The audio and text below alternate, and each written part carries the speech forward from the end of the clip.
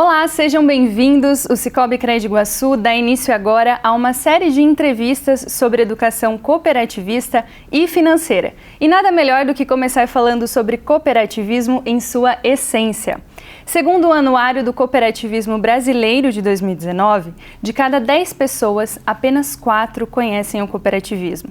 Ou seja, nós ainda temos muito que caminhar. E é exatamente por isso que o Cicobi Crédito Iguaçu escolheu abordar esse tema. Nossa série de entrevistas atende ainda ao 5º princípio cooperativista, que trata de educação, formação e informação. Nós entendemos que a informação é importante para você associado que nos acompanha e a todas as pessoas que fazem parte do seu círculo familiar e social. E para abordar esse tema sobre cooperativismo, nós convidamos o Luiz Cabral. Ele é idealizador da consultoria Baruch Desenvolvimento e Treinamento, é formado em administração de empresas e pós-graduado em vida, previdência e saúde, e também em psicologia organizacional. Cabral, seja muito bem-vindo ao Cicobi Crédito Iguaçu, é um prazer recebê-lo aqui. Obrigado, Carol, obrigado a todos, muito obrigado pelo convite, é uma honra estar aqui com vocês. Que eu entendo como cooperativismo é, na verdade, uma mudança de mente, é uma forma de olhar diferente para a sociedade. É uma forma de a gente perceber quais são os nossos deveres e os nossos direitos. É um jeito de olhar para a sociedade totalmente novo. Alguns definem como uma forma de, uma filosofia de vida, um jeito de olhar para o nosso desenvolvimento social e econômico, mas eu gosto de pensar que é uma mudança de vida, é uma mudança de filosofia, é um jeito novo de estar olhando para o nosso social. É isso que eu acho, Carol. E o termo essência cooperativista é muito utilizado pelas cooperativas, principalmente por nós aqui do Cicobi. O que seria essa essência cooperativista? Essência cooperativista, ela nada mais é do que os valores sendo colocados dentro de cada um dos corações das pessoas. Eu acho que é a forma faz com que as pessoas elas se reúnam para poder atingir um mesmo objetivo. É o jeito que tem de olhar para o atingimento de um objetivo comum. Então, essa essência cooperativista permeia todos aqueles que se reúnem em torno de uma cooperativa com o objetivo do atendimento desse conceito, né, desse objetivo. Cabral, vamos então às diferenças. Quais são as diferenças entre uma cooperativa e uma empresa tradicional? Essa pergunta ela é excelente, porque aqui a gente começa a separar realmente o joio do trigo. Não que haja algum problema numa empresa tradicional. A empresa tradicional ela é extremamente importante e extremamente interessante. Até porque quase toda a economia caminha sobre os pés de empresas tradicionais ou empresas convencionais. Entretanto, o cooperativismo ele tem uma diferença muito clara, que é o quê? As pessoas se reúnem com o objetivo de atingir um determinado alvo. Já na empresa convencional, as pessoas, 2, 3, se reúnem para poder aplicar um capital e ter um retorno. Elas contratam profissionais, esses profissionais vão trabalhar dentro de determinadas caixinhas e vão fazer somente aquilo que elas foram contratadas para fazer. Eventualmente, elas podem até se envolver no processo de decisão. Já no cooperativismo não funciona dessa forma. As pessoas elas podem interferir diretamente no processo de decisão. Elas podem interferir, podem optar, podem votar, elas podem interferir diretamente no processo decisório de cada um dos movimentos que forem feitos do ponto de vista estratégico dentro de uma cooperativa. Uma informação curiosa e que vale a pena nós trazemos aqui é como surgiu a primeira cooperativa do mundo e a primeira cooperativa do Brasil. A primeira cooperativa do mundo é bem interessante, né? Na verdade, desde a época da Babilônia tem-se registros de pessoas que se reuniam, né, em torno de terrenos, né, de grandes propriedades para plantio, né? E elas já, desde aquele momento, elas já faziam uma espécie de cooperativa, não nos modos que nós temos hoje, mas elas já cooperavam para poder produzir e fazer todo o processo de agricultura. Então, mas ela acabou se estabelecendo de fato em Roterdã, na Inglaterra, na época da Revolução Industrial, com 28 tecelões. Olha só que interessante, né? Dos 28, uma era mulher.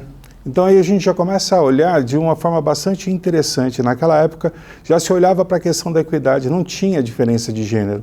As pessoas entravam, faziam aportes para se juntarem, né, como consumidores e fazerem compras. E para isso eles poderem sair do jugo, né, da forma que eram feitas as relações de trabalho naquela época e passarem a ter independência.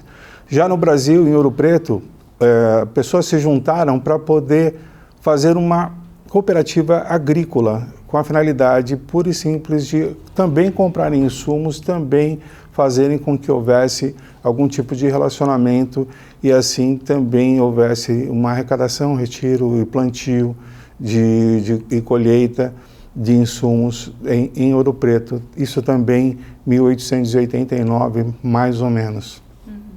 Então, nós podemos dizer que as cooperativas elas contribuíram para minimizar a desigualdade social que existia naquela época e também trazer melhores condições de vida?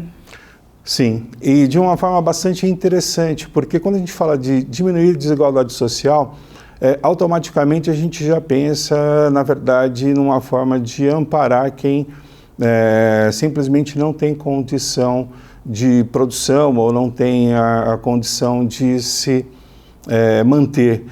A cooperativa, na verdade, ela traz a possibilidade da pessoa ela se estruturar a partir do quê? De deveres e de responsabilidades. Então, quando ela entra numa cooperativa, né, quando ela faz o aporte dela, ela passa a se responsabilizar. Ela passa a perceber que tem toda uma estrutura que ela tem deveres e também tem responsabilidades para poder se relacionar com aquela cooperativa e a partir disso ela começa a ter ganhos e ela começa a se inserir dentro da sociedade de uma forma mais igualitária. Depois do surgimento, outros grupos também se organizaram e expandiram esse modelo de negócio. Hoje nós temos 7 ramos do cooperativismo. São eles: cooperativas de bens e serviço, agropecuárias, cooperativas de saúde, infraestrutura, crédito, consumo e transporte. Realmente houve uma grande expansão, não é mesmo, Cabral?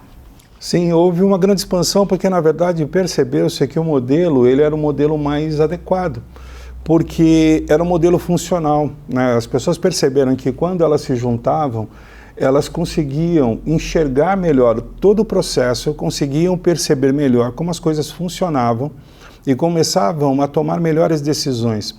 A cooperativa ela possibilita algo que eu acho muito importante, que é o quê?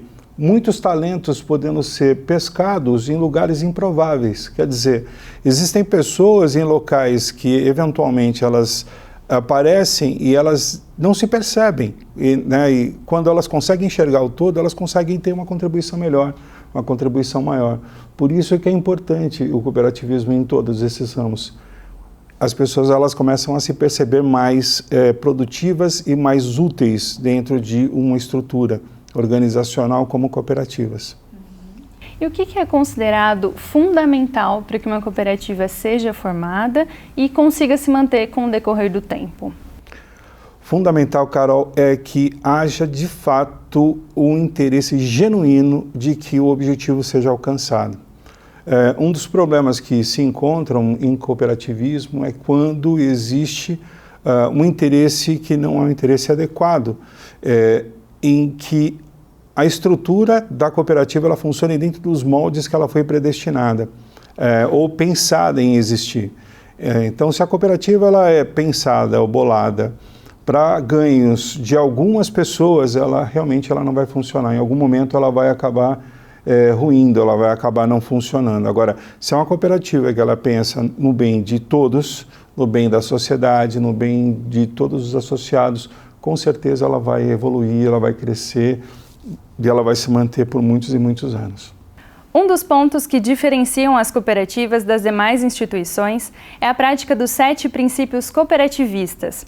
Todas as cooperativas de qualquer lugar do mundo, independente da área de atuação, seguem esses princípios. São eles: adesão livre e voluntária, gestão democrática, participação econômica, autonomia e independência, educação, formação e informação, intercooperação e interesse pela comunidade. Cabral, gostaria que você explicasse qual é a função desses princípios e falasse também um pouquinho sobre cada um deles. Interessante lembrar o seguinte, que esses princípios eles existem desde a primeira cooperativa. Lembra quando nós falamos da cooperativa de Roterdã, dos tecelões na Inglaterra? Eles foram colocados desde a primeira cooperativa. Então, o princípio da adesão voluntária é que ninguém deve ser obrigado a aderir a uma cooperativa. E essa adesão, ela não pode ser uma adesão que não permita que sexo, gênero, raça, credo, religião impeça a pessoa de participar. Então, essa é uma chamada adesão voluntária. Já no caso da gestão democrática, é que todos devem participar de fato, ninguém pode ser impedido de ter um voto. E o mais interessante, não é porque eu tenho mais participação na cooperativa que meu voto vale mais do que o do outro. Né? Então, o meu voto ali vai ter que participar igual, é um voto igualitário. Já no caso da participação econômica, é que todos têm que ter uma cota, eles têm que ter uma participação. Né? Ninguém pode entrar gratuitamente, né, numa cooperativa, ele tem que ter uma parte, ele tem que ter uma cota. A questão da autonomia é algo fundamental numa cooperativa. Não pode haver ingerência, isto é, não pode haver instituições de classe, não pode haver sindicatos, não pode haver partidos políticos, perdão, interferindo na gestão da cooperativa. Isso pode gerar um problema muito sério, né, no caso da gestão de uma cooperativa, né? Questão da educação, né, da formação e informação, é isso que nós estamos fazendo agora, né? É informar, trazer para as pessoas algo que é extremamente importante, que é a informação. Então isso está dentro da gene, né? Está dentro do DNA da cooperativa, sempre está informando. Eu trabalho há 15 anos com cooperativismo e sempre foi dessa forma, né? Sempre deve esse peso, esse DNA de estar sempre formando, sempre falando, sempre transmitindo informação. Da intercooperação. Intercooperação é uma coisa muito interessante. Vocês conseguem imaginar uma cooperativa, por exemplo, que seja uma cooperativa de insumo buscando recurso com instituição bancária convencional e não com uma cooperativa da cidade?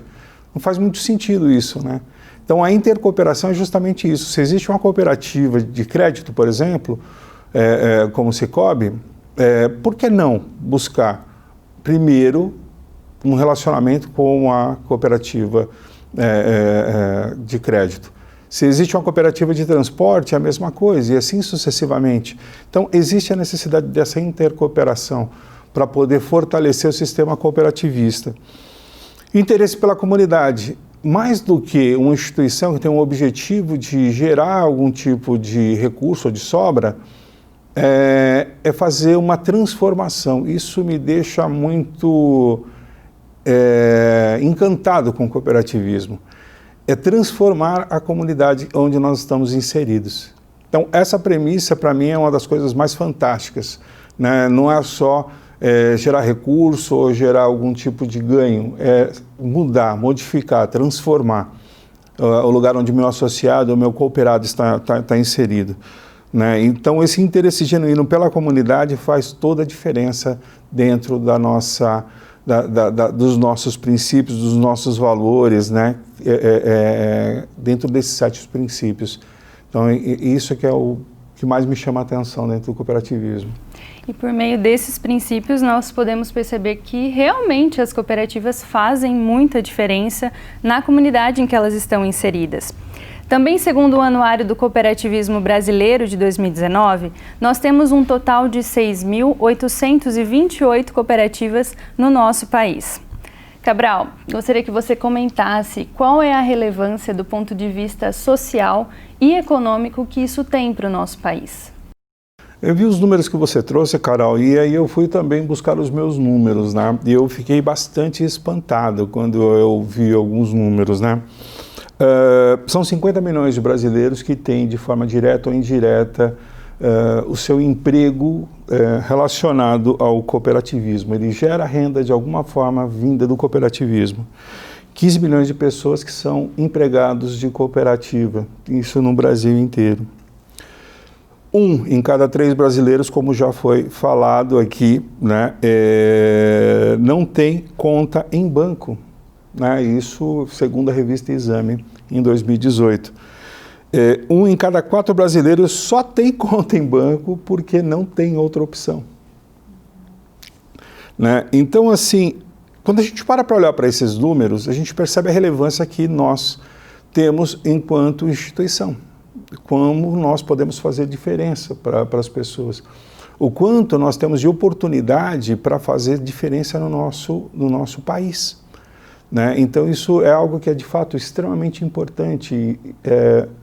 Imagina a capacidade que nós temos de transformação na vida das pessoas. Imagina instituições espalhadas pelo país que têm interesse real na comunidade. Não é só um marketing, é de fato alguém interessado em transformar a sociedade. Então, eu acho que isso é de fato algo que vai poder fazer diferença no nosso país, de verdade. Você também comentou alguns dados sobre emprego. Segundo o mesmo anuário, de 2014 para 2018, houve um crescimento de 17,8% no número de contratações para as cooperativas. Isso significa 64,3 mil novas vagas de emprego. Há quem acredite que o futuro é das cooperativas. Qual que é a sua visão sobre esse cenário? O futuro é das cooperativas, sem dúvida nenhuma, né?